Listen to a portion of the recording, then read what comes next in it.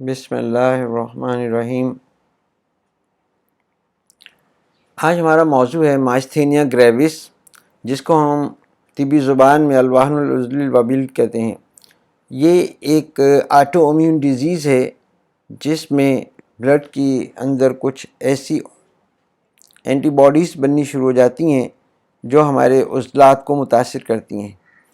اس مرض کی ابتدا کچھ اس طرح سے ہوتی ہے کہ بعض اوقات کچھ مریضوں میں پاؤں کے عضلات سن ہونا شروع ہو جاتے ہیں اور یہ نمنس پاؤں سے اوپر کی طرف یعنی پنڈلیوں اور رانوں کی طرف بڑھنا شروع ہو جاتی ہے۔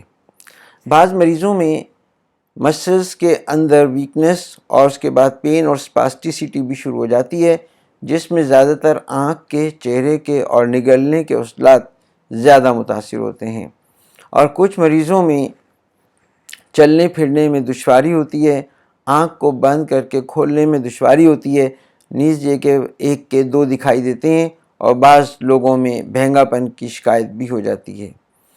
تو متاثرہ عضلات میں ایٹروفیز شروع ہو جاتی ہیں، نمنس شروع ہو جاتی ہے، اور پھر موٹر ڈس آرڈرز بھی آہستہ آہستہ پیدا ہونے شروع ہو جاتے ہیں۔ اس مرض کی خاص علامات جو ہمیں دیکھنے ملتی ہیں وہ یہ کہ اس مرض کو کاز کے حساب سے ہم نے دو حصوں میں تقسیم کیا ہے، ایک آٹو امیون جس کا میکانزم ابھی تک معلوم نہیں ہو سکا، اور دوسرا تھائمس ایب نارملٹیز ہیں، اور تھائمس ایب نارملٹیز میں 30% لوگ تھائمس ہائپرپلیزیا یعنی اس کے ٹیومرز کا شکار ہوتے ہیں۔ اس مرض میں مختلف قسم کے عناصر شامل ہوتے ہیں اور آہستہ آہستہ مسکولر پین لیس ویکنس شروع ہو جاتی ہے، اور بعض مریضوں میں فٹیگ بھی شروع ہو جاتی ہے یعنی تھکن کی شکایت بھی ہوتی ہے۔ اس مرض کو اگر ہم ڈائگنوز کرنا چاہیں تو اس میں ہم 5 چیزوں کو ایک ساتھ دیکھ سکتے ہیں: عضلات کا گھلنا، گردن کے یعنی کھوپڑی کے پچھلے حصے کے عضلات کا گھلنا، گردن کے عضلات میں پھیلنے اور سکڑنے کی تکلیف، اس کے علاوہ ریسپیریٹری مسلز کا افیکٹ ہونا، بہنگا پن ہونا اور ایک کے دو نظر آنا، یہ شکایات اس مرض کی تشخیص کے لیے کافی ہو جاتی ہیں۔ نیز بہت ساری دوائیاں جس میں نیورولیپٹک میڈیسنز ہیں وہ اس مرض کا باعث بن سکتی ہیں۔ دونوں سائڈ کے مسلز کو اگر آپ کمپیئر کریں تو آپ کو ٹرائسیپ بائسیپس میں واضح ڈفرینس نظر آئے گا۔ اس کے علاوہ بعض لوگوں میں ٹریپیزیس اور ڈیلٹوائڈ کے اندر بھی خاصا بلک میں فرق محسوس ہوتا ہے۔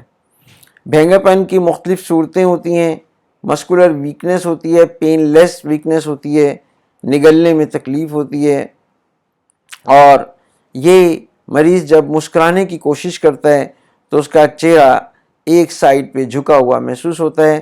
اس کے علاوہ مریض ناک میں بولتا ہے، ہم اس کو منہ سے بولنے کی پوری پریکٹس کرواتے ہیں، اس کے باوجود بھی اس کی آواز ناک سے نکلتی ہے۔ اس کے علاوہ اس کو ایک کے دو نظر آتے ہیں۔ بہنگا پن کی مختلف صورتیں ہمیں مریض کے اندر وقت کے ساتھ ساتھ دیکھنے میں ملتی ہیں۔ اس مرض میں کی تشخیص لیٹ سٹیجز کے اندر ہمیں کچھ چہرے اس طرح سے دکھائی دیتے ہیں جس میں ہم پہچان جاتے ہیں کہ یہ پیشنٹ مائستھینیا گریوس کا شکار ہے۔ نیز یہ کہ یہ بیماری زیادہ تر مردوں کو آخری عمر کے حصے میں اور عورتوں کو عمر کے درمیانی حصے میں دیکھنے میں آتی ہے۔ اکثر مریضوں میں رومیٹائڈ فیکٹرز، ASOT اور LDH اور مختلف قسم کی اینٹی باڈیز جو ہیں وہ دیکھنے میں آتی ہیں۔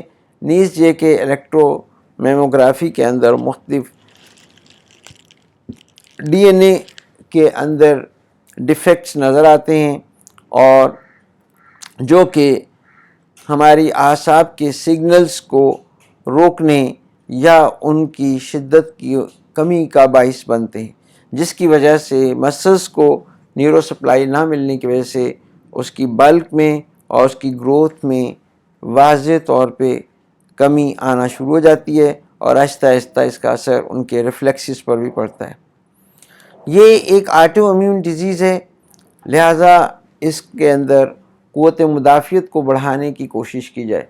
مریض کو ٹھنڈی جگہ پہ رہنے، ٹھنڈے ماحول میں رہنے، اے سی میں رہنے اور کھٹی اور ٹھنڈی چیزیں کھانے کا سخت پرہیز کرایا جائے۔